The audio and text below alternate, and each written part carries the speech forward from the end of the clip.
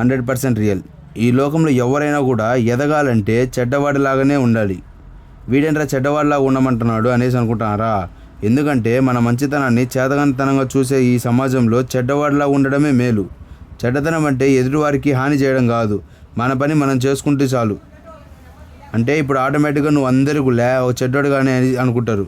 ఎందుకంటే వాళ్ళ దృష్టిలో నువ్వు మంచితనం అంటే తాగడము, తిరగడము, తూగడము, తూడడం కాదు. వాళ్ళ దృష్టిలో మంచితనం అంటే ఎవడైతే వాడి పని వాడు చేసుకుంటాడో, ఎవడైతే వాడి జీవితాన్ని భాగ్యంగా మార్చుకోవాలనుకుంటాడో, వాడి జీవితంలో కావాలని కోరుకున్నాడు, అట్లాంటి నా కొడుకు చెడ్డ నా కొడుకులు ఈ లోకంలో. అట్లాంటప్పుడు నువ్వెందుకు వాళ్ళ కోసం మంచిగా మారాలా? నువ్వంటే ఒక చెడ్డలాగా ఉండు. ముందు నీకు సక్సెస్ వచ్చినంత వరకు ఈ లోకానికి మీరు ఒక చెడ్డవాడిలాగానే చూపించుకోండి. అది be a bad person until your success. ఏమంటారు కామెంట్స్ చెప్పండి, చూద్దాం ఎంతమందికి ఏమర్థమైందో. లేదంటే అలా ఉంటే కాదంటారు, ఇలా ఉంటే కాదంటారు, చూద్దాం.